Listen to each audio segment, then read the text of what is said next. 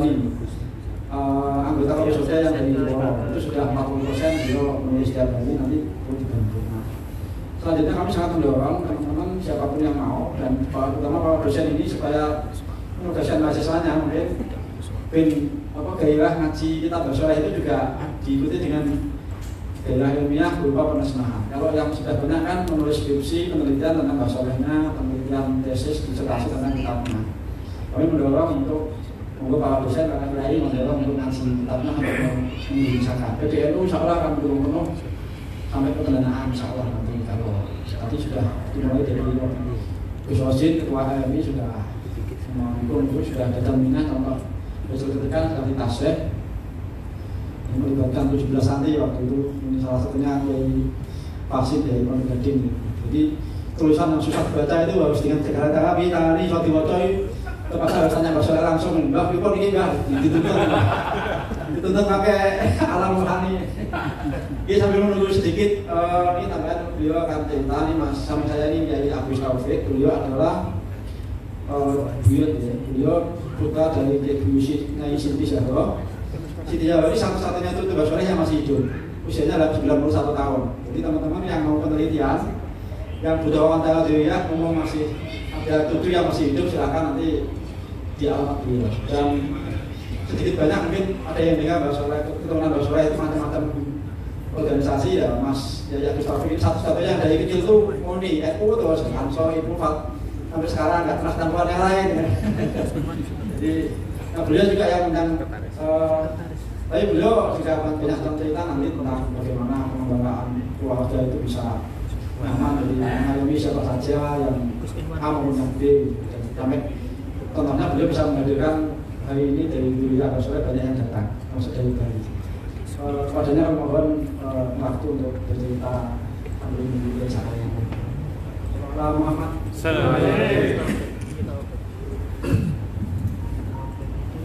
Assalamualaikum warahmatullahi wabarakatuh. Kedua nasihat Ahwan yang telah memberikan waktu pada saya. Gak maaf mungkin ini agak masuk angin. Di berangkat sudah masuk angin sampai sini tambah batuk. Alhamdulillah. Semoga masih sehat. Sakit dari iman dengan mengaji datang ke PBNU.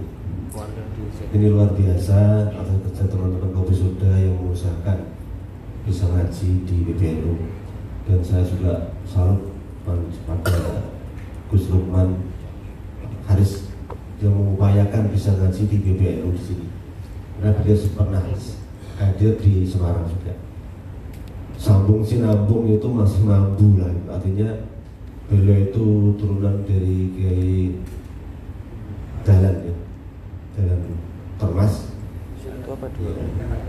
Ya, Mbak Dahlan Termas itu pernah ngaji di Basholeh. Jadi sambung sinambung. Kebetulan juga saya juga ditemukan keluarga juga dari Termas. Secara kebetulan saya juga sekarang ini membina di Majelis Al-Hidayah yang santrinya santri duafa dari yatim. Kalau pandangan dari Semarang itu di bawah jembatan itu banyak kristenisasi yang seminggu 2 kali kita selamatkan ada 107 orang KOPN.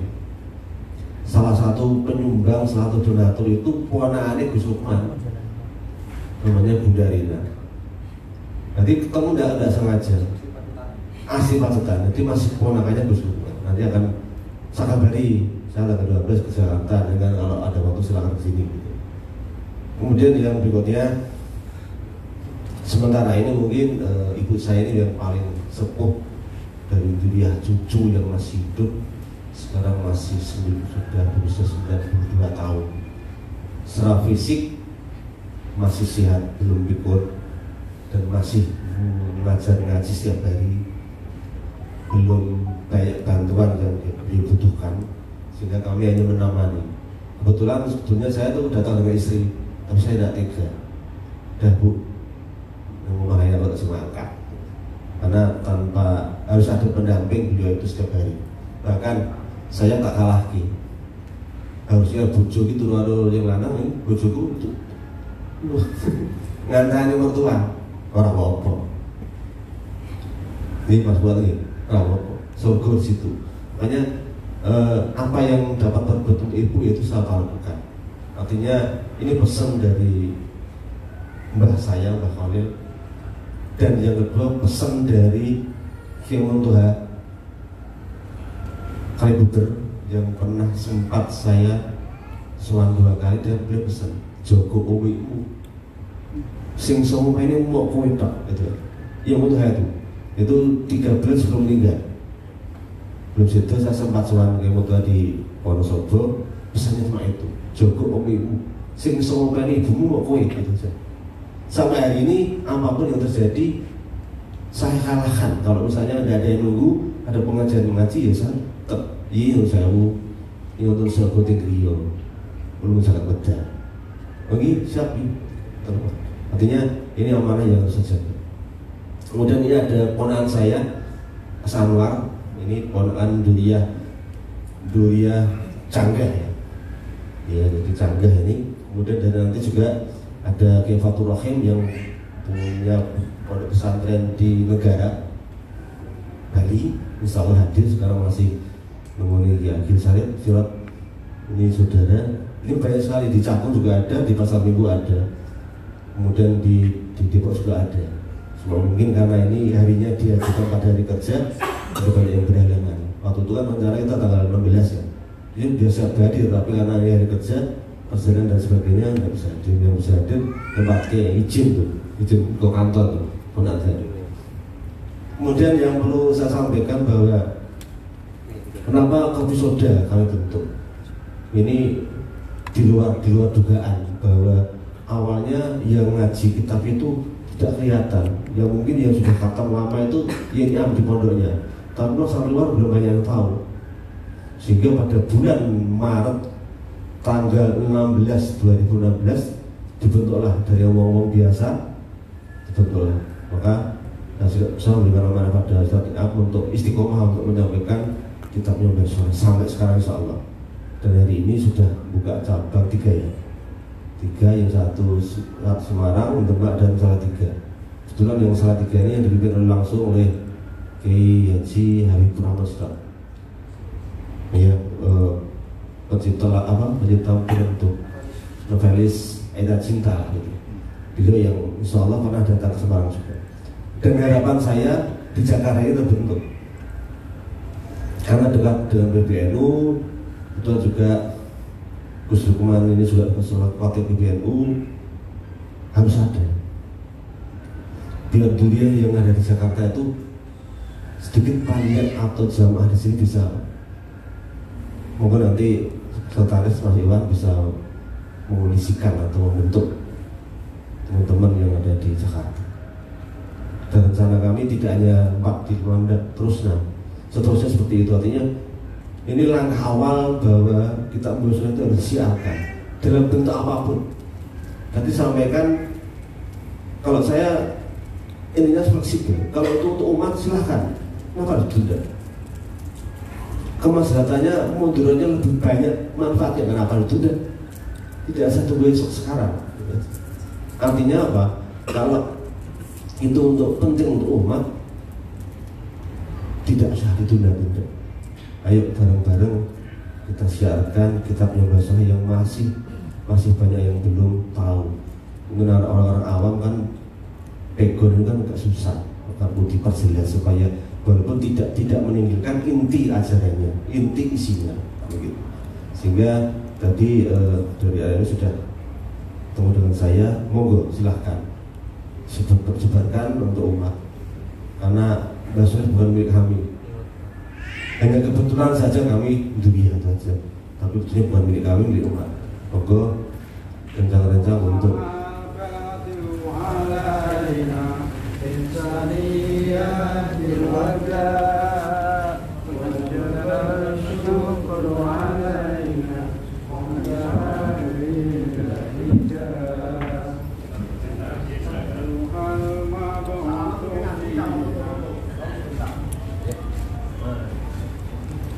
Assalamualaikum warahmatullahi wabarakatuh. Duduk Pak. Pak, duduk Pak.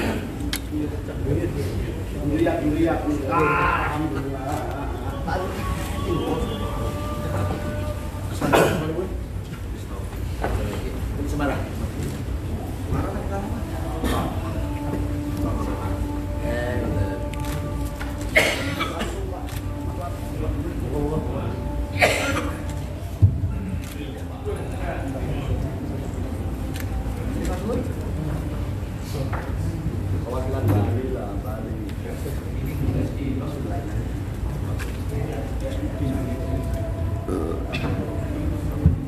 Assalamualaikum warahmatullahi wabarakatuh. A'udzubillahi minasyaitonir rajim. Bismillahirrahmanirrahim. Alhamdulillahirabbil alamin wa bihi nasta'in 'ala umuri dunya waddin. La haula wala quwwata illa billahil aliyyil azim. Amma ba'd. Allahumma shalli ala sayyidina Muhammad. Ingkang kawula hormati, yang kami banggakan bersama Ketua Umum PBNU Romo Profesor Kiai Haji Said Agil Sirot. Oh, Ketua Pendeta. Iya. Romo tinggal pastor. Enggak foto dia.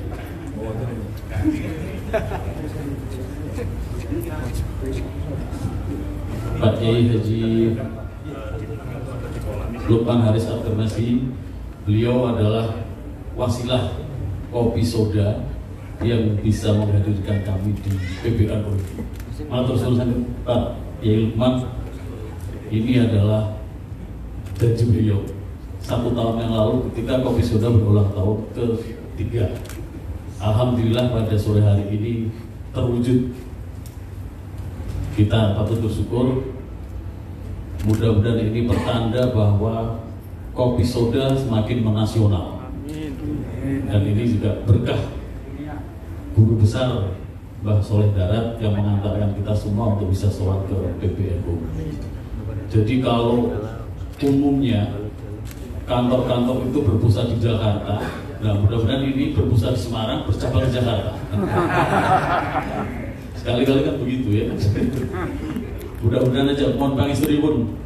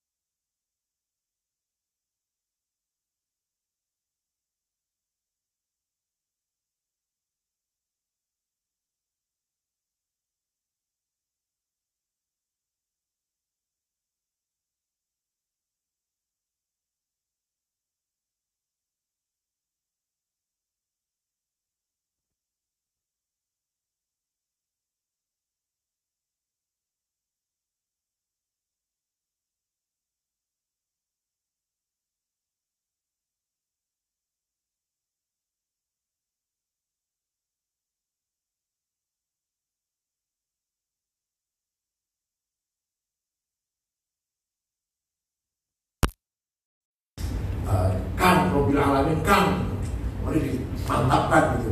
Itu akan dirusuh. Walaupun setelah besar nggak perlu, setelah besar saya sekarang nggak perlu tawiku, tapi proses formulaannya saya dikenalkan dengan ngaji itu tawiku ternyata lebih mendalam daripada yang tidak dikenalkan tawiku. Satu. Yang kedua, bagaimana ulama itu membangun spirit budaya akhlakul karimah. Tidak kiai-kiai itu membaca syariat. Ayah saya contohnya, ayah saya ngajarin Fatul Mu'in. Fatul Mu'in siapa? Man taraka sholata muta'ammidan ustutiba wa illa fasayf. Barang siapa meninggalkan sholat dengan sengaja diperintah tobat, kalau nggak mau bunuh. Itu dia. Ayah saya ngajar gitu. Surat Taufat. Dalam wadunayu zina mata, rokawan suara wadun sengena, zina kuping, kanume, zina tangan, zina kabing. Dalam rangka menggembleng agen. Santri nanti akan jadi agen kan. Dalam rangka menggembleng bakal agent, agen-agen santri ini atau Islam Sunnah. Tapi kalau sudah dakwah keluar, syariat tadi disudahkan dulu, baru bicarakan akhlak. Ayo ngaji, masih malas, ya seminggu sekali. Masih belum sempat, ya sebulan sekali. Monggo sholat, repot banget kerjanya berat. Ya sehari semalam ada sholatnya, nggak blank banget. Puasa Ramadan, ayo puasa, kok berat rasanya kerjanya berat. Puasa nggak sanggup, ya asal sebulan ada sholat, ada puasanya. Tak 3 hari, tak 5 hari, itu ayah saya udah tahu seperti itu. Monggo belajar baca Quran, syukur tiap hari belajar. Wong sudah tua lah, gak bisa seminggu sekali, gak bisa sebulan sekali, gak bisa. Wis, nek artu delok Quran, itu delok. Dalam hati saya nyaya saya kalau sama orang murah banget, sama anakku galak banget. Sama anaknya sholat pakai baju pendek aja gak boleh. Saya baju pendek aja gak boleh sholat. Apalagi gak pakai kopi, apalagi langsung tempelin, gitu kan. Kalau ada sholat gak pakai kopi, tempelin. Padahal kopianya ada, kopinya diambil tempelin kepala saya. Kopinya ada. Walhasil, ini bagaimana cara dia mendidik masyarakat. Syariat itu nantilah, bicara itu nanti. Syariat itu genteng. Kalau akidah itu fondasi, syariat itu genteng lah. Pagar keliling ini adalah akhlakul karim. Ternyata benar. Ternyata benar. Betul salah nih Bu. Ternyata benar. Jadi membangun martabat bangsa itu akhlaknya bukan syariatnya. Paham betul? Wa innamal umamul akhlaqu ma baqiyat fa inhumu dhahabat akhlaquhum dhahabu. Martabatnya sebuah bangsa tergantung akhlaknya. Kok tidak mengatakan wa innamal umamul adyanu ma baqiyat? Martabat bangsa tergantung agamanya. Enggak. Contoh, nggak usah kaget dong, jangan kagetan. mulai. Martabat bangsa bukan agamanya, tapi akhlaknya. Contoh lagi, orang Jepang, akidahnya nggak jelas, Yahudi bukan, Kristen bukan, Islam bukan, Hindu bukan, Buddha bukan, Konghucu bukan, namanya Shinto. Akidahnya nggak jelas, kitab suci nggak jelas, nabinya nggak jelas, apa syariatnya, apa ibadahnya nggak jelas. Tapi kalau bermartabat ya, akhlaknya tidak ada korupsi, tidak ada kriminal, tidak ada pembunuhan, perampokan, penggaruhan, pemerkosaan. Soalnya benar-benar yang korupsi. Ya, walhasil nggak ada perkosaan, nggak ada perkosaan. Aman, tentrem, nyaman. Swedia, orang sudah jenuh beragama, sudah bosan ngomong agama Swedia. Yang badan resmi Kristen, tapi ya gereja kosong kalau hari Minggu, kosong gereja, nggak ada orang sholat, nggak ada sembahyang. Aman, tentram, nggak ada korupsi, keadilan merata, siapapun, hukum untuk semuanya, kesejahteraan, nggak ada namanya perampokan. Presiden keluar malam-malam yang ngawal cuma 2 orang, sama dengan saya lah, pada Musa 1 kali. Akhlaknya itu bermartabat sekali. Nah sekarang bandingkan, akidahnya baik, syariatnya baik, akhlak bijak, orang Arab. 40 tahun perang saudara, saling bunuh. Di Irak itu sudah 1,5 juta nyawa hilang. Bodoh Islam sama Iraknya. Afghanistan 40 tahun hanya 7 suku, 100% Muslim, 99% Hanafi, 1% Syiah. Perang terus sesama mereka. Kalau perangnya dengan Yahudi pantas sesama mereka. Somali bangkrut, bubar negara Somali sudah 100% Syafi'i. Gak ada yang non-Muslim, gak ada. Suriah, Syekh Said Ramadan Al-Buti, ulama sepuh lagi ngaji, mulai kampanye bukan ada yang ngaji, dibom, yang bom orang Islam, Jabhatun Nasrah yang bom. Di Mesir, Masjid Rafah di Provinsi Arish dari sholat Jumat dibom, 680 orang mati semua, yang bom orang Islam. Di Irak Jumatan sholat bareng, Jumatan bareng, baru sholat perang sama orang Islam. Akhlaknya orang Arab bejat, ambrol, rontong, rongsok, bobrok. Agamanya baik, akidahnya, syariatnya baik, rukun Islam 5. Akhlaknya pun tidak ada orang yang membanggakan orang Arab sekarang. Bahkan Islam pun kena karena Arab dan sendiri Islam dan sendiri teroris dan sendiri mudah perang saudara. Jadi nama baik orang Arab sekarang lagi hancur di mata dunia ini. Jangan harap ada tokoh besar, pemikir besar, ulama besar lahir dari masyarakat yang lagi konflik. Lagi orang menjadi orang alim baru nulis kalangan beliau bom. Ya. Kalau kuliah berangkat bicara ada bom gak jadi kuliah. Bukan mau maju ilmunya. Nah, oleh karena itu syukur kita ini akidahnya benar, mengikuti Imam Abul Hasan Al-Asy'ari Ali bin Ishaq bin Salim, Ali bin Ishaq bin Salim bin Ishaq bin Abdullah bin Bardah bin Abu Musa Al-Asy'ari. Lahir tahun 260, wafat tahun 224. Syariat kita bagus, mengikuti Imam Syafi'i, Abu Abdullah Muhammad bin Idris bin Abbas bin Syafi' bin Abdul bin Musayyib bin Ubaid bin Abdul Yazid bin Abdul Talib. Jadi syariat jelas, akidah jelas, tinggal bagaimana orang NU ini akhlaknya bisa bermartabat, akhlaknya bisa terpuji, menjongkrak, menarik martabat kita di mata dunia. Itu yang paling penting. Contoh, waktu saya ke Australia tahun 2012, istri saya muter-muter bulan puasa setengah bulan di kota Melbourne, Canberra, Sydney ya pasti, Brisbane. Hari terakhir mau pulang belanja oleh-oleh di Sydney. HP saya ketinggalan di toko kecil, tapi mampir-mampir banyak. Saya lupa toko mana yang HP saya ketinggalan. Itu ya udahlah kan, HP jelek aja kok, gampang beli lagi, gampang minta lagi. Semua juga gratisan. Udah tidur di hotel, beres-beres tidur jam 9. Setengah 10 ada orang ngetok pintu, petugas hotel dengan anak muda, anak remaja bawa HP saya dikembalikan. Itu akidahnya gak beres, syariatnya gak beres, akhlaknya. Sekarang bandingkan kalau saya HP-nya ketinggalan di acara kopi saudaranya.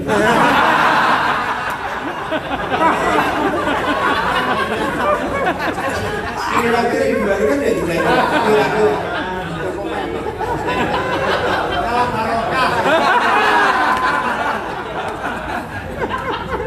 Ini namanya akhlak namanya. Jadi martabat bangsa tergantung akhlaknya, bukan akidahnya, bukan syariat. Innama bu'ithtu litammima makarim tauhid, makarim sholat, makarim salat. Nah kembali tadi sebut-sebut Kiai Hasan Musari itu punya murid hatam Quran, hatam Fathul Qorib, nulis tangan dengan tangan sendiri, namanya Abdul Hamid. Beliaulah Pangeran Diponegoro yang merepotkan Belanda sejak tahun 1825-1930 sampai dirapatkan di Den Haag sana. Iya caranya mengalahkan Diponegoro ini. Oh caranya orang Jawa jangan kerasin, dilem, dijunjung, diolo, diobrol-obrol. Nah nanti lemas, betul. di Ponorogo diundang, pindah ke Magelang, dipuji-puji, disanjung, makan besar. Sudah lemes, mau damai, mau bersaudara, udah bersaudara, ya udah kerangkeng di Ponorogo, buang Makassar. Orang Jawa rumahnya kalau di London bisa lemes itu. Kemudian semakin akas dong. Nah, siapa itu di Ponorogo? Muridnya Syekh Hasan Besari, Tegalsari, Madiun, Ponorogo. Nah, kitabnya masih wonten. Kitab tulisan Fathul Qorib, tulisan beliau sendiri masih ada. Di Kedu adanya. Di Kedu. Ya, itulah santri dulu seperti itu. Bahkan ketika Gubernur VOC yang bernama Supelman Cornelius menyebarkan candu, semua kerajaan canduan semua. Memang candu seni sore karena narkoba, seni sore. Ya kayak rokok lah, rokok. Enggak, seatasnya rokok. Semuanya narkoba. Semua keluarga elit priai nyandu semua. Kalau duduk malam-malam ada acara pasti ada candunya pasti. Makan kebetulan ada. Kita sudah ada rokoknya lah kalau kita sekarang. Kecuali tentaranya Pangeran di Ponorogo tidak kena candu. Ya, ketika semua sudah kecanduan, semua lembaga-lembaga, kerajaan-kerajaan, keraton-keraton bisa memasukkan candu. Kata orang Belanda sendiri menulis, kecuali pesantren tidak bisa memasukkan candu. Tahun 1905, Belanda menggunakan politik etis, politik berakhlak, KPM maksudnya. Apa? Semua rakyat Indonesia pribumi boleh sekolah, dan dia nggak boleh. Yang sekolah cuma priayi, yang pribumi boleh sekolah, berakhlak, Belanda ini berakhlak. Ternyata tujuannya jahat. Agar orang Islam Indonesia sekuler, gak kenal agama, sekolah tanpa agama. Maunya itu, kecuali pesantren yang tidak memasukkan sekularisasi. Nanti konsep sekularisme Belanda ini didukung oleh Sultan Takdir Ali Syahbana, ditentang oleh Ki Hajar Dewantara. Siapa Ki Hajar Dewantara itu? Bapak Pendidikan Nasional ing ngalso sing tulodo ing madyo ngalso tuturi ada. Siapa itu?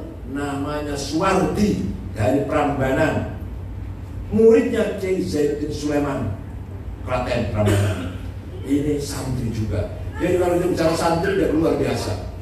Sebagai komunitas yang berakhlak, komunitas yang berbudaya.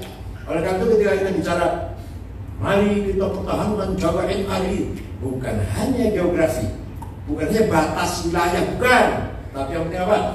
Akhlaknya, budayanya, jati dirinya, karakternya. Apa karakter santri itu? Harmonis dengan budaya. Kita beragama Islam dengan budaya harmonis. Beduk tadinya untuk musik goyang kerawang, supaya gol pokoknya itu mantap kasih beduk. Goyang kerawangnya dibuang, beduknya pindah ke masjid. Dan lain-lain lah, dan lain-lain. Selamatan nagra atau apa yang bersifat bertentangan, yang sifat syiriknya dibuang, diganti siwota. Namanya itu nadran. Jemput Dewi Sri, Dewi yang menjaga tanaman. Kalau mau panen supaya padinya aman. Namanya Dewi Sri, isinya siwota isinya. Nama doang tinggal Dewi Sri. Isinya siwota, gak kayak dulu jogetan enggak. Apakah ada? Dulunya ada. Ketika para sahabat menyebarkan Islam ke timur masuk ke Persia, melihat ada bangunan tinggi, orang Arab kaget, langsung, yo sih, di Madinah nggak ada, di Mekah nggak ada. Ternyata di atasnya ada api, apinya disembah. Agama Zoroaster namanya Majusi. Kitab sucinya namanya Avesta Sandinista, kitab sucinya. Maka orang Arab mengatakan, hadihi manarok, ini tempatnya api. Apinya dibuang, menaranya dijadikan monumen masjid. Menara dari Majusi. Dikira kan jin Nabi apa? Bid'ah menara itu. Di Saudi ada. Di Saudi ada bid'ah. Kemudian Khalifah Abbasiyah Abu Ja'far Al-Mansur, bapaknya Rashid, sakit perut, cari dokter, alhamdulillah nggak ada, padahal dulu sembur paling. Ada dokter beragama Majusi, namanya Jirjis bin Bakhtiyasyur. Diangkat dari dokter khalifah, menyembuhkan khalifah, sehat, diangkat jadi dokter Khalifah di keraton, dipercaya membangun rumah sakit.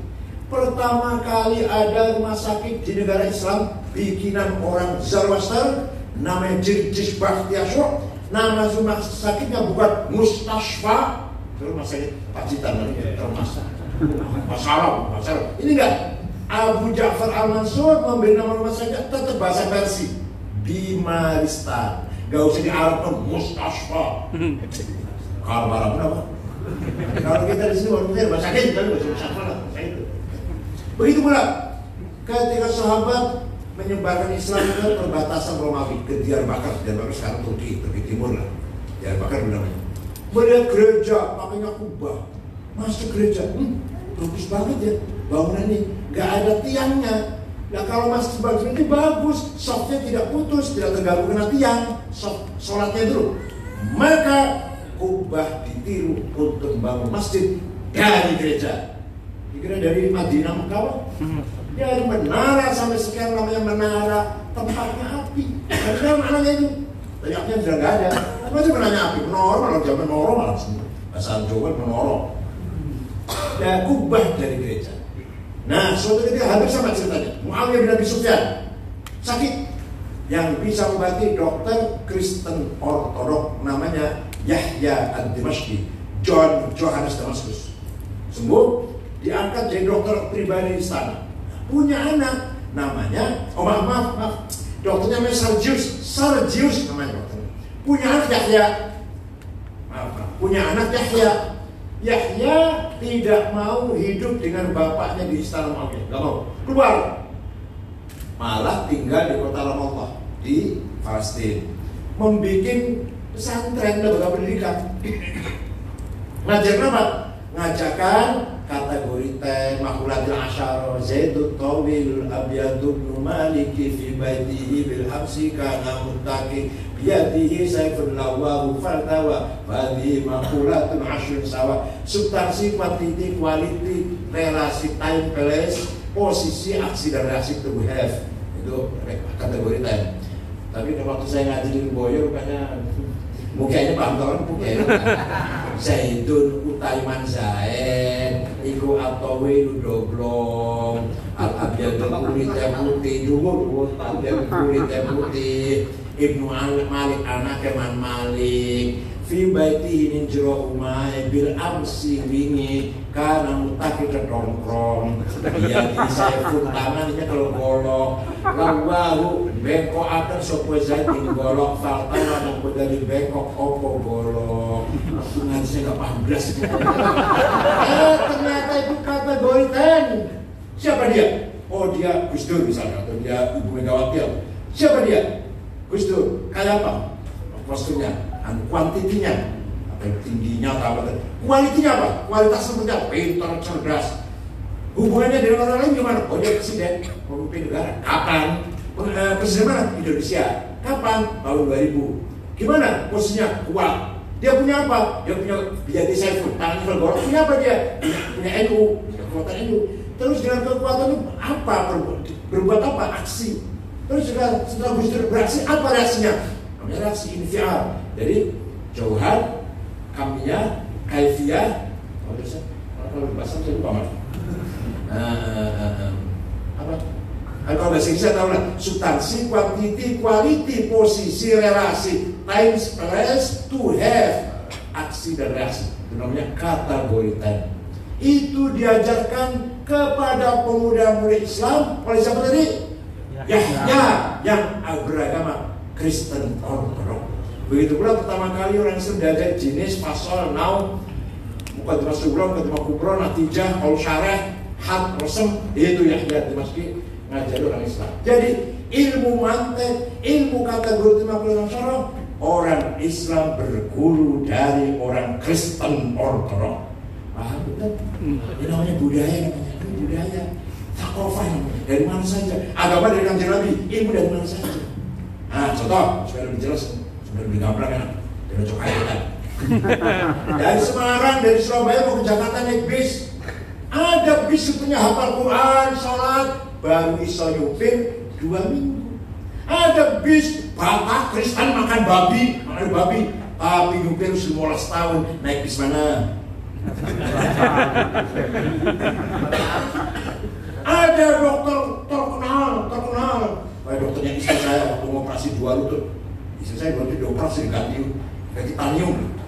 Dokter namanya Nicholas, orang Katolik, tapi terkenal, mahal terkenal, dan biasa ngoperasi di luar negeri, Dubai, di Jeddah, di mana-mana operasi. Lah terima kasih Islam, orang kata pintar ya. Ayo. Namanya Hakofah, namanya Hadoroh. Ilmu dari mana saja, kemajuan dari mana saja kita terima. Oleh karena itu, agama kita, akidah dan syariah dari Arab sama, akidah kita sama, syariat kita sama. Ketika budaya akhlak, kita lebih mulia daripada orang Arab. Sekarang ya. Saya mau itu orang Arab harus belajar dari NU. Pokoknya tamu-tamu dari Arab sini pada semua bertanya apa itu. Heran, NU itu mayoritas, tapi kok melindungi minoritas. Di dunia di mana-mana, suku mayoritas, partai mayoritas, agama mayoritas, pasti menindas yang minoritas. NU sebaliknya, mayoritas memprotek, menjaga, melindungi yang minoritas. Itu berbeda. Kita justru berkewajiban malah melindungi yang minoritas. Katolik, Kristen, Hindu, Buddha, Konghucu, kita lindungi semua. Darmo Gandul, Sabto Darmo, Godolo, sambil disebut keharingan kapitalan, kaluhuran sudah bibitan, paling kita lindungi semua. Agar kita hormati. Wala tasubbul ladzina yad'una min dunillahi fayasubbullaha adwan bighairi ilm. Ojo nyaci maki, jangan mencaci maki orang yang menyembah selain Allah. Nanti mereka mencaci maki Allah bighairi ilm, tidak ada gunanya, tidak ada faedahnya. Kadzalika zayyana likulli ummatin amalahum. Demikianlah saya jadikan bagi setiap umat kebanggaannya, budayanya, karakternya, tradisinya, adat istiadatnya, sopan santun, macam-macam harus kita hormati. Budaya berbeda, tapi tidak boleh menjadikan sumber konflik. Agama beda, tidak menjadikan alasan bermusuhan. 0102 tidak menjadi alasan bermusuhan. Yang kita orang nomor rebutan. Saya itu nggak kebagian. Berdarah-darah nggak kebagian. Tapi nggak benci, nggak benci, cuma kesel. Orang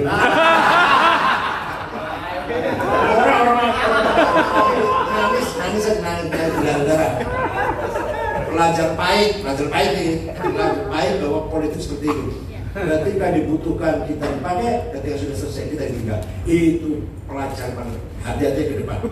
Dan ke depan jangan sampai terulang. Kalau terulang dalam hal yang sama berarti al-ahmaq. Ahmaq bisa terulang dalam jurang yang sama dan dalam lubang yang sama.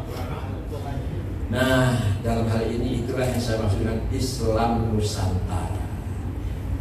Jangan salah paham, jangan salah. Islam yang ada di Nusantara itu benar tapi tidak benar banget. Yang benar banget, Islam yang harmonis dengan budaya, Islam yang baik-baik dengan budaya. Bukan yang harmonis, malah budaya kita jadikan infrastruktur agama. Budaya jadikan media diisi dengan agama. Yang luar biasa, insya Allah budayanya langgeng, agamanya kuat. Contoh, kita katakan contohnya Gus Dur adalah seorang pemimpin yang Islamnya total, budayanya maksimal.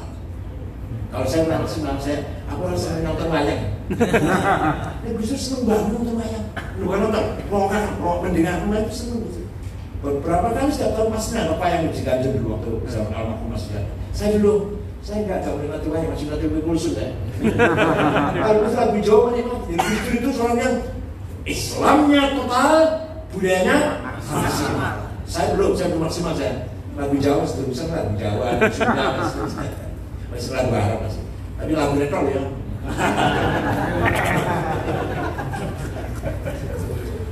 Islam Nusantara sekali lagi.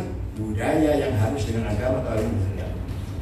Walimatul khitam di Arab gak ada. Khitam di walimain, di rame-rame, di di sini masya Allah bocah disunati, dikelilingkan dulu di desa itu, nanti tamu ngasih duit semua, memperbesar hatinya anak-anak kita. Di Timur Tengah nggak ada itu, kita nggak ada walimah. Kalau nikah besar-besaran, halal bihalal dari istana sampai PRT, acara semuanya halal bihalal. Kalau di Arab silaturahim, nggak ada acara halal bihalal.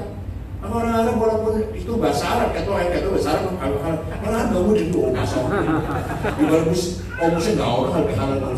Walhasil itu ya, itulah kelebihan Islam Nusantara. Termasuk, Islam Nusantara adalah karya ulama Nusantara. Saudara Mampi Tuduh di sini mengumpulkan berapa? Ada berapa? Pak Satiri, ada berapa yang Mampi Tuduh mengumpulkan naskah? 2000-an. Ada dari Buton, bahasa Bugis, ada dari Aceh, bahasa Aceh, orang Aceh dari mana-mana. Nah, ini bahasa Jawa semua ya, berapa? 15. Karya dipakatkan ke perpustakaan. Oke. Bila perlu yang ini hikam itu dibahas di apa? Hikam ini di Indonesia, bagus sekali sih. Di Indonesia kan betul. Ini menjadi ini dari Ihya, Rubu'ul Munjiyat dan Rubu'ul Muhlikat. Muhlikat, syirik, hasud, adawah, baghdha, suudon, sum'ah, riya, muncul. Rubu'ul Munjiyat, taubat, wara, zuhud, tawakal, ridho, syukur, sabar, tumaninah. Ini di Indonesia kan bagus sekali. Ini kan cuplikan dari Ihya sebenarnya. Ada lagi hal yang bagus di Indonesia. Amin. Oh, manasik haji wal umroh. Ya. Tapi kalau ini banyak sih. Ini banyak. Yang jarang orang punya itu. Ini Minhajul Aqiyah, Ma'rifatul Adhiyah.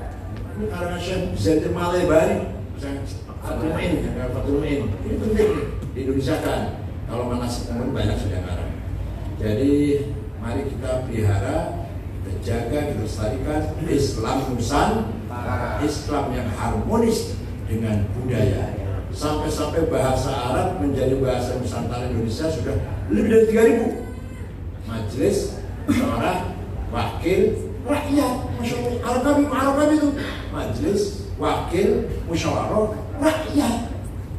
Hakim, hukum, mahkamah, adil, zalim, Arab, sahabat, karim, akrab, zaman, waktu, saat, zaman, waktu. Masya Allah. Jadi kalau ngobrol 10 menit bahasa ini udah keluar semua. Dia habar bahasa Arab habar. Baik, alhamdulillah. Nah, menurut akalmu, akal bahasa Arab. Menurut pikiranmu, bahasa Arab. Ini masalah ini mana yang baik? Masalah. Coba menurut akalmu gimana? Masalah ini sebenarnya masalah bahasa Arab. Ayo kita bermusyawarah bahasa Arab. Ayo kita berpikir bareng-bareng, berjamaah, kalau berjamaah bahasa Arab. Walhasil itulah budaya Islam Nusantara.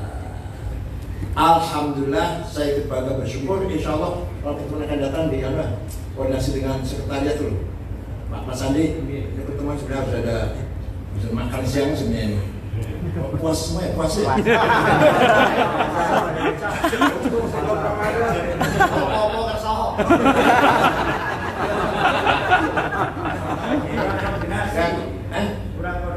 Iya, koordinasi dengan sekretariat akan datang, insya Allah kita siapkan.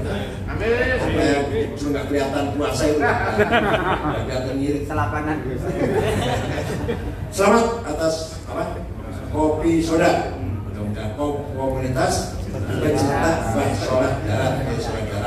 Ulama besar, Guru Mbah Hashim Asy'ari, Guru Mbah Dinyati, Mbah Mahfud, Mbah Dinyati, Mbah Dahlan Muhammadiyah. Katanya kalau Raden Kartini juga ya? Raden Kartini, ya Allah ini harus, kalau saya keluarkan saya ini nanti enggak ya jangan keluar. Saya lupakan. Masyaallah alamin dari komun itu harus keluar lagi.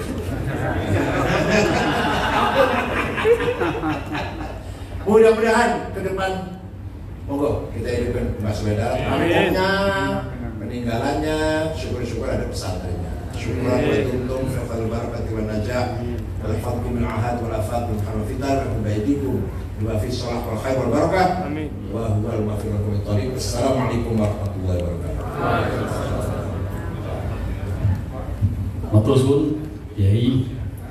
Ini semakin meyakinkan kita, memantapkan kita Kopi Soda setidak-tidaknya sudah mendapat stempel PBNU hari ini.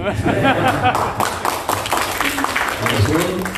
Selanjutnya sebelum pengajian Kopi Soda, karena ini saya ditindak pengajian menerima tamu. Semoga formasinya disesuaikan. Kita di sini saja, yang lain di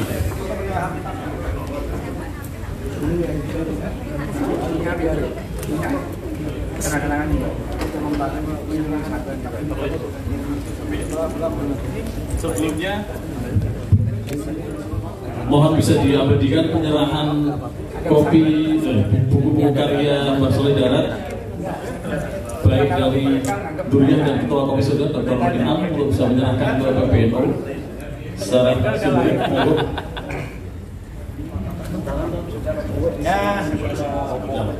Angkat ya. Angkat. 1, 2, 3. Untuk foto kan dipisahkan PBNU.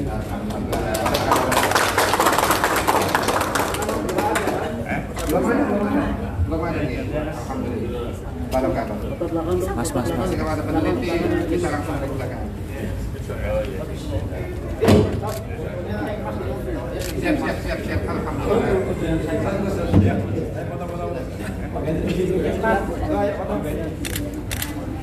Sudah foto kan.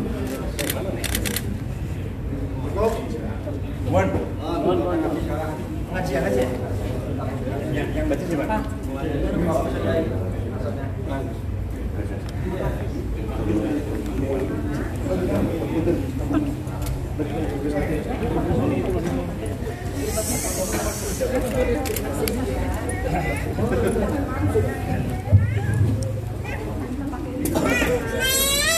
Baca gimana? Soalnya di sini ada kajian, nggak tahu mau dilanjut. Telepon aja ya.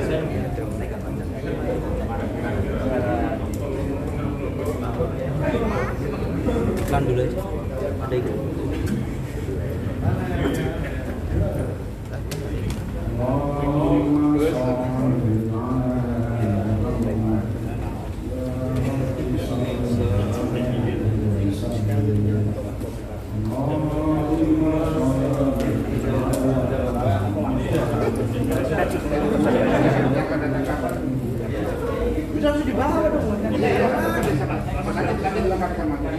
Oh, silakan. Nanti kalau biasa mau baca apa? Ya,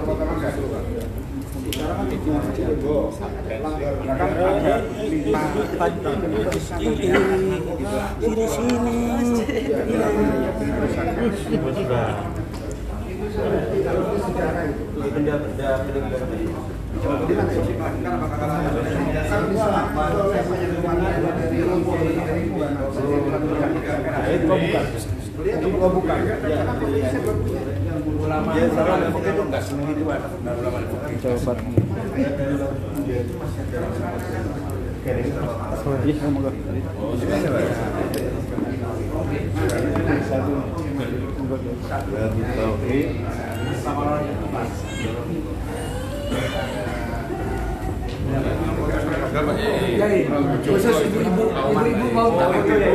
Ibu-ibu mau tak foto? Sini. Ya, ibu-ibu.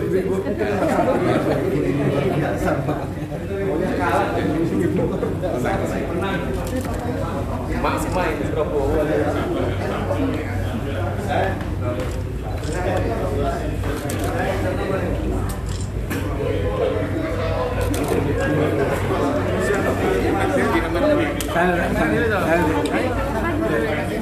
Menyerahkan buku ini, menyerahkan buku. Negara ya? Iya. Negara apa negara? Negara. Tulisannya negara. Oh, bahasa negara. Oh iya. Segoro segara ya? Ya, segara.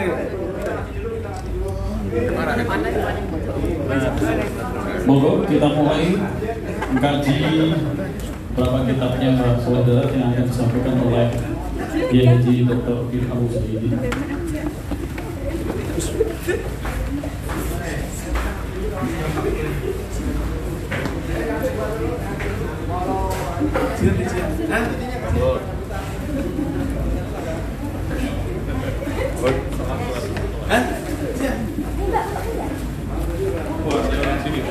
Jadi nggak perlu dijawab. Soal dulu soal.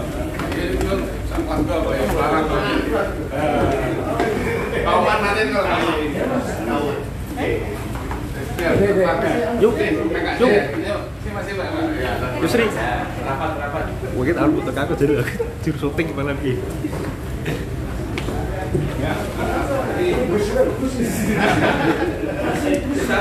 Mustaksin.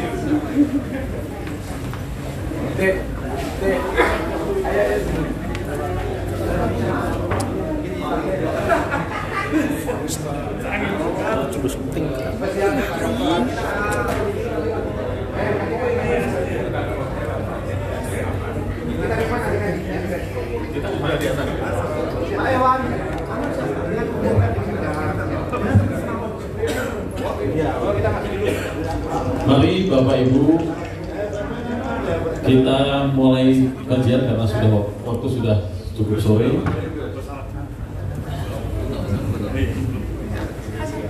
Ayo sama-sama kita menyimak kita.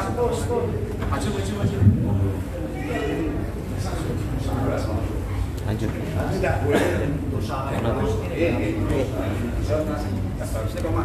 Assalamualaikum warahmatullahi wabarakatuh. Maulaya sholli wa sallim daiman abada ala habibika khairil khalqi kullihim huwal habibul ladzi turja syafa'atuhu likulli hauli minal ahwali muqtahimi ya Rabbi bil Mustafa balligh maqasidana waghfir lana ma madha ya wasi'al karami. Bismillah, alhamdulillah, salatu wassalamu ala rasulullah, la hawla wa la quwata illa billah, amma ba'd. Yang kami muliakan guru kita bersama, Ketum PBNU Romo Kiai Haji Profesor Dr. Said Aqil Siraj. Beliau adalah guru saya dulu ketika saya masih ambil S3 di UIN Syarif Hidayatullah. Sekaligus disertasi saya tentang Ibnu Athaillah As-Sakandari. Semua kitab-kitab saya itu ada stempelnya karena saya fotokopi di Perpus Pasca Sarjana, stempelnya Said Aqil Siraj. Sehingga doktor saya tidak terlepas dari Kiai Said Aqil Siraj. Jadi setelah saya fotokopi saya baru sadar ada tulisan pojokan itu stempelnya beliau. Berarti sangat jelas. Nah, alhamdulillah. Dan perlu saya ceritakan, 5 bulan yang lalu saya tidak pernah membayangkan Kiai Said Aqil Siraj itu. Saya mimpi ketemu dengan beliau. Saya pagi-pagi itu sampai delok-delok, saya tuh nggak pernah membayangkan beliau, tapi kok hadir di mimpi saya. Oh ternyata jawabannya ini. Alhamdulillah, jodoh. Barakallah. Bismillahirrahmanirrahim. Sesuai request dari Kiai Haji Lukman Haris, kopi soda spesial Harlah ini akan membawa materi 3 hal. Pertama, bagaimana menyikapi fenomena corona. Yang kedua, bagaimana pesan nasionalisme Kiai Soleh Darat. Dan yang ketiga apa Kiai? Yang ketiga adalah tentang embrio pemikiran NU itu sudah ada di kitabnya Kiai Soleh Darat. Mari kita baca satu ayat, dua ayat, karena kita sudah menjelang sore. A'udzubillahi minasyaitonirrajim. Bismillahirrahmanirrahim. Kita baca surah Al-Baqarah 155 dan 156. وَلَنَبْلُوَنَّكُمْ بِشَيْءٍ مِّنَ الْخَوْفِ وَالْجُوعِ وَنَقْصٍ مِّنَ الْأَمْوَالِ وَالْأَنفُسِ وَالثَّمَرَاتِ وَبَشِّرِ الصَّابِرِينَ الَّذِينَ إِذَا أَصَابَتْهُم مُّصِيبَةٌ قَالُوا إِنَّا لِلَّهِ وَإِنَّا إِلَيْهِ رَاجِعُونَ. Bagaimana Kiai Soleh Darat menafsirkan ayat ini? Biasa khas beliau adalah dengan menulis Arapegon. Arapegon itu tulisannya Arab tapi bahasa Jawa. Lan demi yakti nyoba ingsun Allah ing sira kabeh mukmin kelawan perkara saking wedi maring satru. Allah menguji kita itu dengan ketakutan, dengan takut musuh. Walju lan kepailan, lapar. Wa naqsim minal amwal lan sudoning arta sebab rusak lan tuna. Jadi kita diuji oleh Allah itu karena rusak, karena rugi, bisa kehilangan harta. Jakarta kemarin pas banjir itu mobil-mobil banyak yang hanyut, padahal mobil ratusan juta. Itu juga bagian dari ujian dari Allah. Lan ora sebab den pateni, ya, Allah akan menguji kekurangan jiwa lan dengan cara tidak ada sebab dibunuh. Jadi mati itu tidak harus dibunuh. Nah, termasuk ono saiki virus corona, ya, komunitas rondo memesona. Nah, ini termasuk yang lebih mematikan malah itu. Kelepek-kelepek gitu. Siapapun yang sudah keserang itu, wah. Naudzubillah min dzalik. Ini Kiai Soleh Darat mengatakan loro, ya, sebab ora sebab dipateni. Ini berarti umum ini. Artinya ujian virus corona yang mematikan ini bagian dari ujian kita sebagai manusia. Wes ngono titik, rasa dibahas iki dadi apa. Ini khusus hanya untuk orang X ini, ndak. Ini walanabluwannakum. Kum itu artinya sira kabeh. Berarti ayat ini ditujukan untuk kita semua, siapapun orangnya, sholat ora sholat, punya potensi untuk kena bala ujian yang namanya wa naqsim minal amwali wal anfus. Nah, siapakah? Nah, kemudian yang kedua, amale sudoning woh-wohan ora bisa tulus, kekurangan buah-buahan. Kekurangan buah-buahan itu bisa gagal panen dan lain sebagainya. Semua itu yang paling berbahagia adalah wabasyiris sobi lan bungahno sira Muhammad wong kang padha sabar ing atase coba ingsun bungah kelawan bakal mlebu surga. Nak wong sing sabar insyaallah akan mendapatkan balasan surga. Nah, sabar itu tidak mesti harus ihtimalul adza. Sabar itu tidak harus mung nrimo ing pandum. Ihtimalul adza itu akhirnya artinya betah-betahke perkara sing ora enak. Ada satu definisi dalam kitab Risalah Kusyairiyah itu as-sabru haqiqatus sabri huwa al-khuruj minal bala. Hakikat sabar adalah keluar dari musibah. Sekarang ini sedang musibah corona. Maka bagaimana cara solusi mengatasinya? Minimal pertama dengan cara preventif.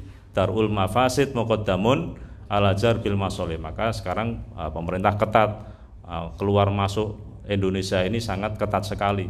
Bahkan di Arab Saudi kita tahu berita yang beredar, sudah di Mekah saja tidak bisa masuk Masjidil Haram ketika itu. Dan alhamdulillah sekarang sudah dibuka lagi, tapi masih ada penjagaan yang sangat ekstra ketat. Nah, ini al-khuruj minal bala ini yang perlu dipegang. Anda punya masalah apa? Cari solusinya, keluar dari musibah. Itulah yang namanya sabar. Nah, kita selama ini memahami sabar itu kan nrimo ing pandum, kalah dengan keadaan. Wis ben ra apa-apa lah, entuk salat suwe mati-mati dhewe kan itu. Kita seolah-olah itu sudah tidak punya daya apa-apa. Nah, hakikat sabar itu adalah orang-orang yang sabar alladzina idza asabathum musibah qalu inna lillahi wa inna ilaihi rajiun, yaitu orang-orang yang sabar nalikane mekenane coba musibah mongko padha muni kalimah innalillah, tegese awak ingsun iku kagungane Allah lan mesti ingsun bakal sowan ana ing pangayunane Allah, mongko amales Allah ing amal ingsun. Kita ini semua milik Allah, semua yang melekat pada diri kita ini milik Allah, apapun bentuknya, harta, jabatan, apa saja yang melekat dalam diri kita ini tidak ada yang abadi. Yang kedua saya akan bacakan kitab Faidur Rahman. Ini tadi Hidayatul Rahman, yang kedua Faidur Rahman. Di kitab ini tafsirnya Kiai Soleh Darat yang global ya. Saya akan beri contoh satu ayat yang menggambarkan betapa Kiai Soleh Darat ini pemahaman ayatnya itu tidak secara letterlek, tapi bisa memaknai apa dibalik ayat itu, apa dibalik teks yang ini disebut dengan tafsir isyari. Tafsir menjelaskan Al-Quran dengan pendekatan kejernihan hati, kemudian mendapatkan satu penjelasan minallah.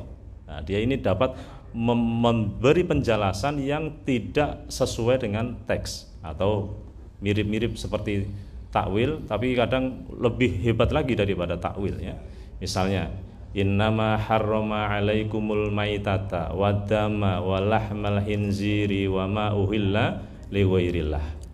Ini Kiai Soleh Darat tidak hanya sekedar menjelaskan setuhune Allah mengaromake awakmu maitah batang, dam getih, lahmul khinzir daging, celeng, bahasa Indonesianya apa? Babi dan hewan-hewan yang disembelih tidak karena Allah.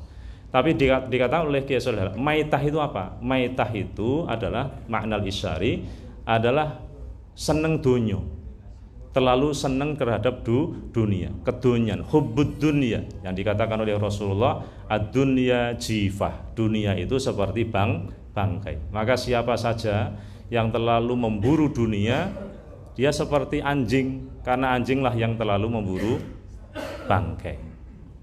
Nah, Rasulullah juga mengingatkan kepada kita, hubbud dunya ra'su kulli khoti'atin, terlalu senang terhadap dunia itu menjadi apa? Pangkal pokok segala kerusakan. Banyak hati-hati. Yang kedua,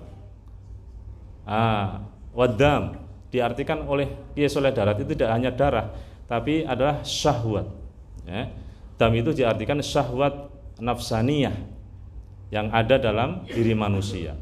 Maka setan itu sebagaimana informasinya dari Rasulullah, yajri ibni Adam majrad dam. Setan itu bisa masuk ke aliran darah manusia.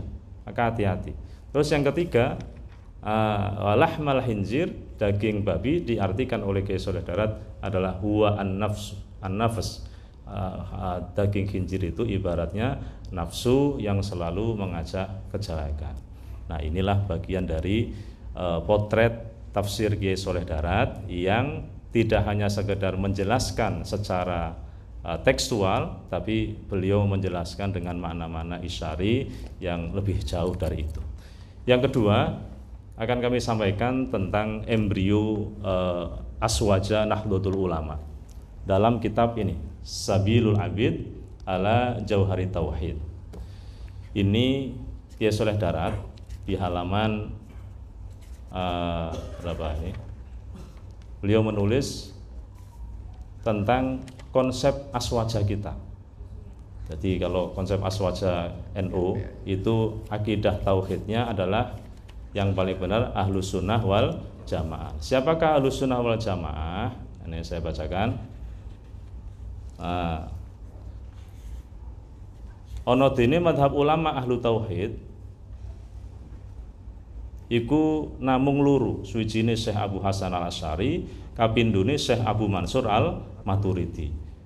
Qadidine madhabi ulama ahlu fikih iku papat, Imam Hanafi, Imam Malik, lan Imam Muhammad bin Idris Asy-Syafi'i, lan Imam Ahmad Al-Hambali. Artinya konsep aswaja yang an-nahdiyah yang dibangun oleh NU ini bisa jadi dan patut diduga ini adalah terinspirasi dari apa yang ditulis oleh Kiai Haji Soleh Darat. Sehingga NU itu sebetulnya bukan 1926, tapi awal zaman Mbah Soleh itu sono NU. Wah, berarti wis tuwek banget. Cuma belum terlembaga dalam sebuah struktur organisasi. Jadi tauhidnya ala ahlus sunnah wal jamaah, kemudian fikihnya madhab arba'ah. Kemudian dari sisi tasawufnya dikatakan adalah Imam Junaid al-Baghdadi dan Imam al-Ghazali. Fakta yang ada ini saya ceritakan, misalnya kitab Munjiat, mana tadi ya? Ini Kiai Soleh Darat ini menulis hadhi kitab Munjiat metik saking Ihya Ulumuddin. Beliau menulis kitab ini berdasarkan kitab Ihya. Ada berita, ada cerita yang beredar. Itu dulu wakilah beliau ketika menulis kitab ini dirawi oleh Imam Al-Ghazali. Suatu ketika pada malam hari ada tamu malam-malam. Yang tidak biasa Kiai Soleh Darat itu mengantar tamu sampai ke jalan raya. Akhirnya para santri itu pengen tahu ini siapa, tamu spesial. Ada tamu kok diantarkan pulang sampai jalan raya. Kemudian para santri tanya, Kiai tadi siapa? Kok spesial sekali? Tidak biasanya jenengan mengantarkan tamu sampai jalan raya. Tadi ada Imam Ghazali datang merestui tulisan saya untuk menerjemah kitab Munjiat dari kitab Ihya Ulumuddin. Belum lagi kalau jenengan baca kitab ini misalnya, kitab Asrarut Thaharah wa Lataifut Thaharah wa Asrarus Shalah. Ini kitab tentang rahasia bersuci dan sholat. Ini juga banyak diambil dari kitab Ihya. Kemudian kitab ini Minhajul Adqiya fi Syarhi Ma'rifatil Adqiya. Beliau akui ini diambil dari kitab Mukasyafatul Qulub karya Imam Al-Ghazali.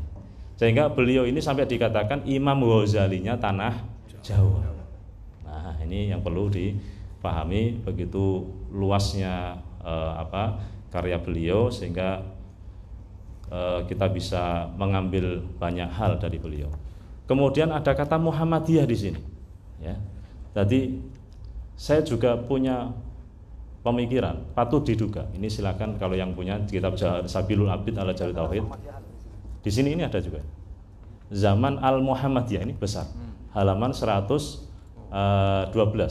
Yang dalam zaman Al-Muhammadiyah.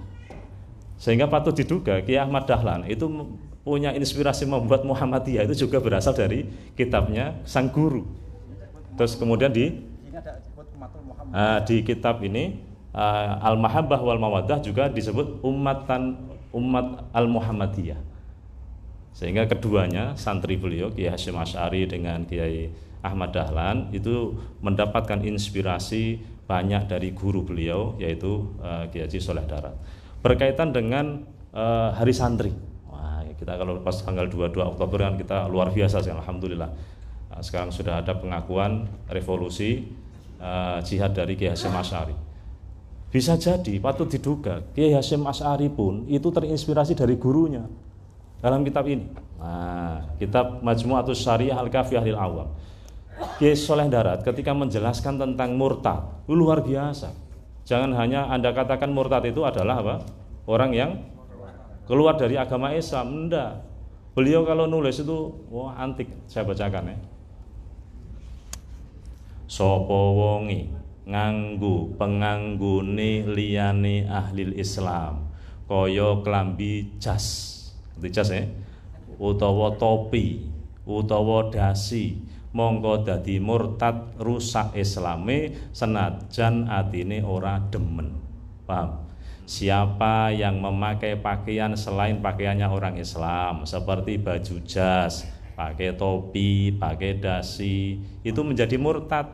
Makanya kiai-kiai khos nggak pernah pakai celana, pakainya sarung. Urusan dalamnya ada celana atau tidak nggak dibahas. Wah, yang penting tidak pakai celana. Karena pakai celana itu seperti orang non muslim ketika itu. Di bawahnya ini ada man tasabbaha bi ghairina laisa minna man tasabbaha bi ghairi minna. Itu kata Umar bin Khattab. Atau ada juga yang terkenal itu man tasabbaha bi qaumin fa huwa minhu. Nah, ketika itu maka bagaimana cara memahami ini? Cara memahami ini ditulis tahun 1891 Masehi. Ya, kita merdeka berapa? 1945. 1891 Masehi, negara kita sedang ngapain? Belum ada negara ya, belum ada. Kita posisi dijajah oleh Belanda.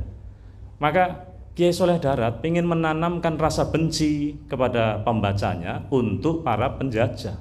Kau harus benci kepada penjajah, jangan kau pakai pakaian ala penjajah, gitu. Ini pesan nasionalismenya. Kamu harus benci sama orang-orang yang pakai topi, pakai apa tadi, jas, pakai dasi. Kamu ojo ikut-ikutan, karena orang-orang itu notabene-nya adalah para penjajah, gitu. Jadi ini pesan nasionalisme. Yang ini kemudian bisa jadi patut diduga menginspirasi Mbah Hasyim Asy'ari untuk mengeluarkan resolusi jihad bahwa perang jihad mempertahankan negara itu hukumnya adalah fardhu ain. Tadi sudah jelas ini. Jadi pesan-pesan nasionalismenya luar biasa. Saya dapat kabar itu, saya lacak belum ketemu di kitab Hidayat Minhajul Atqiya. Ini katanya di sini tuh ada wong Islam kuwi ora kena ngawula karo Walanda. Walanda itu apa? Belanda kan? Redaksinya tuh jelas di sini. Walanda. Jadi nggak boleh wong Islam iku ngabukti karo Walanda. Ini kan sangat kontekstual karena ketika itu Kiai Soleh Darat menulis dalam keadaan apa? Dijajah. Nah, ini pesan-pesan nasionalisme yang patut kita lestarikan, bahwa kita ini sebagai orang Indonesia patut wajib cinta kepada Indonesia.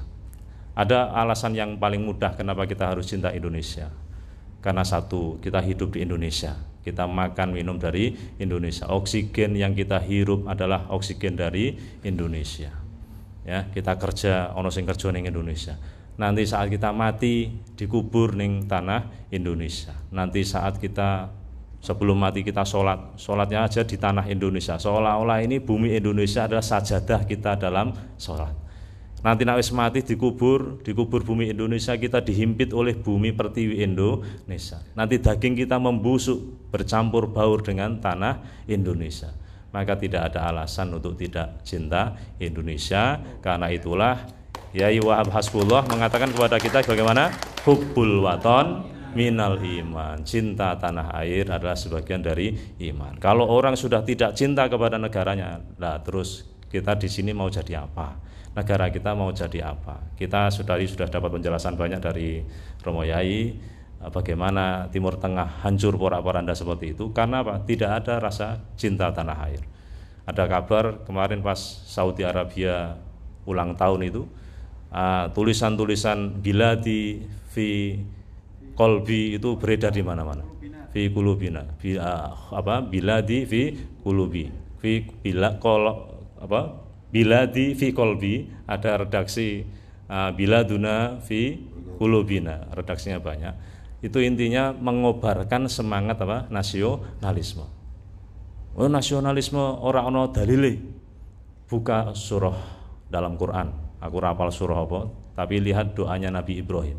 Rabbij'al hadza baladan amina. Ya Allah, jadikan negaraku ini adalah negara yang aman. Oh, iki Nabi Ibrahim ndongake negarane ben aman. Nah, sama kita ning Indonesia berarti wajib mendoakan negara kita. Pernahkah kita menyelipkan doa nasionalisme kita dalam setiap doa kita? Nah, ini wajib, urung tahu mulane awis saiki dilebokke. Ya Allah, jadikanlah negaraku ini negara Indonesia. Nah, perlu jenengan mulai RT-ne jenengan, desane, kecamatane, itu provinsine. Negara Indonesia diberi aman sentosa, jauh dari segala musibah. Saya kira begitu pengajian spesial hari ini. Sing penting wis ngaji tekan kene ngoten ya. Boleh ngaji suwe. Nah, sing penting wis ngaji tekan kene dan sudah dapat sambutan dari Pak Ketum luar biasa.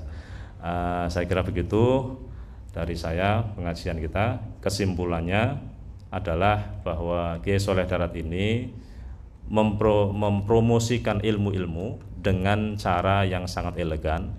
Beliau ini orang yang tawadhu. Kenapa saya katakan tawadhu? Setiap beliau menulis di awal, beliau mengatakan iki tak tulis nganggo bahasa Jawa kanggo wong-wong sing ora mudeng bahasa Arab kaya aku. Subhanallah. Beliau selalu mengatakan gitu, ini saya tulis dengan bahasa Jawa untuk orang-orang yang tidak paham bahasa Arab seperti saya. Bagaimana mungkin beliau bisa menulis kitab Munjiat dari Ihya Ulumuddin kalau tidak paham bahasa Arab? Bagaimana mungkin beliau bisa menafsirkan Al-Quran yang diminta oleh Rajeng Aden Kartini dengan bahasa Jawa kalau dia tidak paham bahasa Arab? Itulah seorang yang tawadhu. Ora kaya awake dhewe. Bahasa Arab isone. Nah, wis pokoke iki ngger ketemu wong kef. Wah, isone hair. Wis bar kuwi wis muni meneng, isone mung kef karo hair tok. Tapi Kiai Solehan masyaallah ya. Jadi ono sing ora mudeng, dia komennya gitu. Kitabnya Kiai Soleh Darat itu apa itu? Itu kan tingkat lokal. Dia itu hanya bisa bahasa Jawa. Paling-paling nggak bisa bahasa loh. Lucu itu. Sebuah pernyataan yang kontraproduktif. Bagaimana mungkin seorang translator, bagaimana seorang yang bisa memahamkan orang bahasa Arab kalau dia tidak bisa bahasa Arab? Paham ya? Ini soalnya kitab dari apa tadi? Ihya Ulumuddin. Dan tulisnya kitab Ihya Ulumuddin jenengan sudah bisa lihat semua memakai bahasa Arab. Saya kira begitu, kita berdoa semua semoga pengajian kita ini bisa istiqomah.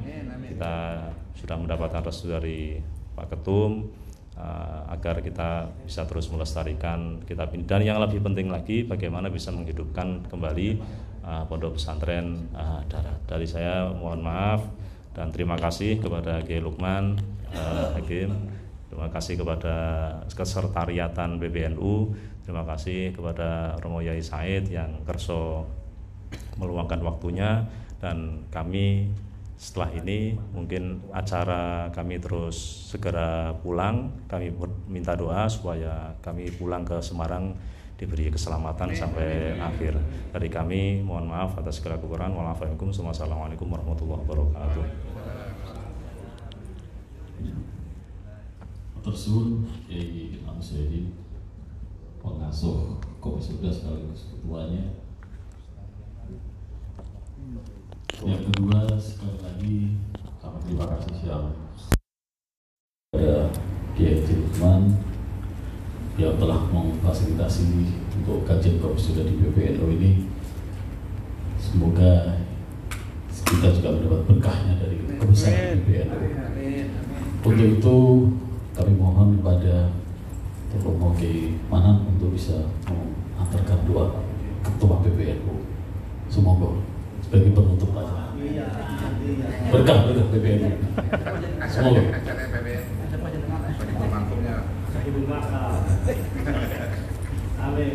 Nas'aluka an tanfa'na bi 'ulumihi wa mata'an barakatihi wa ashabihi ad-dini wa dunya wal akhirah. Saleh Semarang. Al-Fatihah.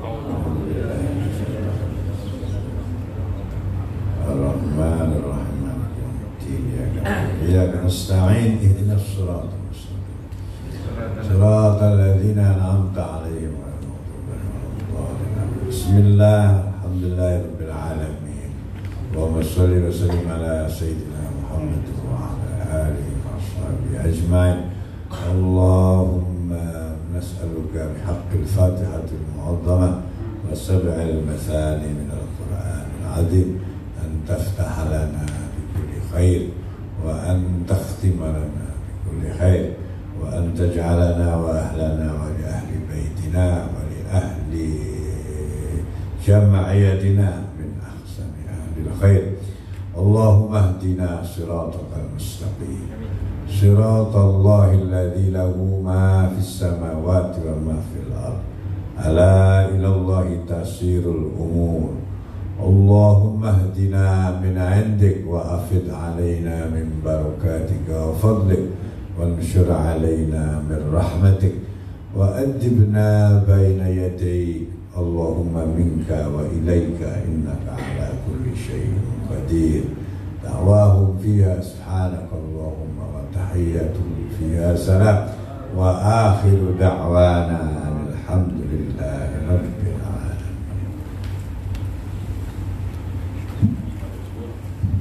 Tersebut kami aturkan.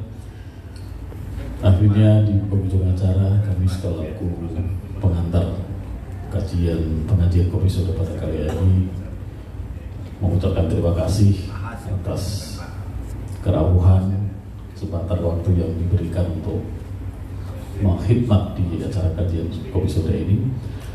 Sekaligus mohon maaf apabila selama mengantarkan ini ada kekurangan. Akhirul kalam, wallahu a'lam bishawab. Assalamualaikum warahmatullahi wabarakatuh.